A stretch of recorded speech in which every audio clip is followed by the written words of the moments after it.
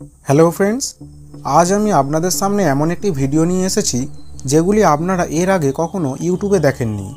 আজ আপনাদেরকে দেখাবো কিভাবে কাজু বাদাম দিয়ে কোন পদ্ধতিতে বিদেশি মদ তৈরি করা হয়। জানি এটা আপনাদের হয়তো বিশ্বাস হচ্ছে না, কিন্তু এটাই বাস্তব। আর এর সম্পূর্ণ প্রসেস আজকে আপনাদের দেখাবো।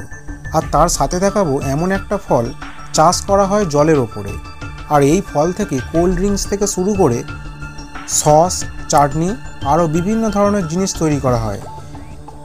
এবং তার সাথে সাথে জাপানের একটি ফ্যাক্টরির সন্ধান জানাবো, যে ফ্যাক্টরিতে নোংরা আবর্জনায় পড়ে পচে যাওয়া জামা কাপড় দিয়ে ব্র্যান্ডেড কোম্পানির দামি দামি জামা কাপড় তৈরি করা হয়। আজকের ভিডিওটি প্রত্যেকটি পয়েন্ট অনেক বেশি ইন্টারেস্টিং। তাছাড়া এই ভিডিওটি দেখার পর আপনাদের নলেজ অনেক গুণ বেড়ে যাবে। তাহলে চলুন ভিডিওটি শুরু করা যাক। কাজু বাদাম harvesting and alcohol making process.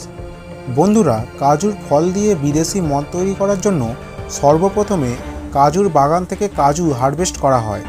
আর এই কাজু বাগান থেকে সংগ্রহ করার জন্য একটি লাঠির ব্যবহার করা হয়। আর সেই লাঠির সামনের দিকে একটি বাঁকানো কাঁটা লাগানো থাকে, যার সাহায্যে কাজুগুলোকে মাটি থেকে অনেক সহজেই তোলা যায়। কাজু ফলের চাষ করা হয় সাউথ ইন্ডিয়ার পাহাড়ি অঞ্চলে, আর এখানে প্রতিটা কাজ দেশীয় পদ্ধতিতে করা হয়। এরপর যখন সমস্ত কাজু কালেক্ট করা হয়ে যায়, তখন এগুলোকে বাড়িতে নিয়ে এসে এক জায়গায় ঢেলে রেখে দেওয়া হয়। মদ তৈরি করার জন্য শুধুমাত্র কাজুর ওপরের অংশ ব্যবহার করা হয়, আর কাজুগুলোকে হাত দিয়ে ছাড়িয়ে একটা বালতিতে ভর্তি করে রাখা হয়। তারপর এগুলোকে রৌদ্রে শুকিয়ে কিভাবে কাজু তৈরি করা হয় সেটা আপনাদের পরে দেখাচ্ছি। তার আগে আপনাদেরকে দেখাই কিভাবে মদ তৈরি করা হয়। সব থেকে প্রথমে কাজুর ওপরের ফলগুলো থেকে রস বের করার জন্য কয়েকজন ওয়ার্কার এরকম পায়ে কভার শু পরে নেয়, কারণ ফলের মধ্যে এমন এক ধরনের আঠা থাকে যেটা চামড়া খারাপ করে দেয়। এর জন্য পায়ে কভার শু পরে পা দিয়ে এই ফলগুলোকে চেপে রস বার করা হয়। আর এই জুতোগুলো শুধুমাত্র এই কাজের জন্যই ব্যবহার করা হয়ে থাকে, যার ফলে এই রসের মধ্যে কোনো রকম নোংরা বা জীবাণু মিশে যায় না। কাজু ফলগুলো থেকে এইভাবে রস বার করা অনেক পরিশ্রমের একটা কাজ। তাছাড়া কাজুর রস এমনিতেও খাওয়া হয়, কিন্তু এটা বেশিক্ষণ রেখে দিলে অ্যালকোহলে পরিণত হয়ে যায়। যেমনভাবে খেজুর ও তালের রস বেশিক্ষণ রোদে থাকার ফলে অ্যালকোহলে পরিণত হয়ে যায়, ঠিক সেরকম এটাও। সমস্ত কাজুর ফল রস বার করা হয়ে গেলে ওইগুলোকে এক জায়গায় গোছানো হয়। তারপর সমস্ত রস বের করার জন্য দড়ি দিয়ে বেঁধে রাখা হয়। এইভাবে তারা এই ফলের সম্পূর্ণ রস বের করে থাকে। যেমন ছানা থেকে সব জল বের করা হয়, এখানে কোনো রকম মেশিনের ব্যবহার করা হয় না। সমস্ত প্রসেস শ্রমিকরা হাত দিয়েই করে থাকে। দড়ি বাঁধা যখন কমপ্লিট হয়ে যায়, তখন এর ওপর বড় বড় পাথর চাপিয়ে দেওয়া হয়, যার ফলে কয়েক ঘন্টার মধ্যেই আস্তে আস্তে সমস্ত রস বেরিয়ে যায়।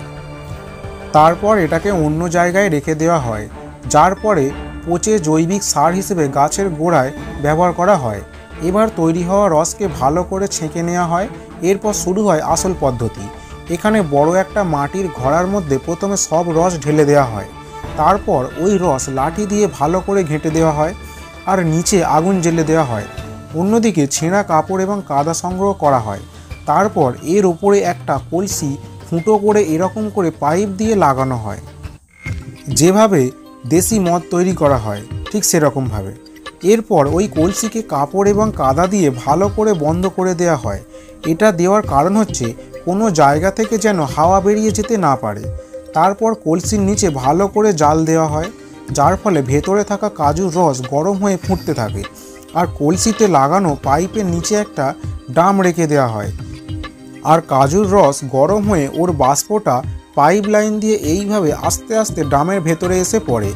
এই কাজ প্রায় 2-3 ঘন্টা ধরে চলতে থাকে। তারপরে সেই ড্রামে যে লিকুইড জমা হয় তার মধ্যে 40 থেকে 45% অ্যালকোহল পাওয়া যায়, যা পরিমাণে অনেক বেশি।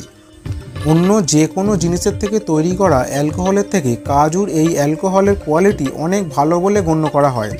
দক্ষিণ ভারতে এই অ্যালকোহলে অনেক কিছু মিশিয়ে খাওয়া হয়।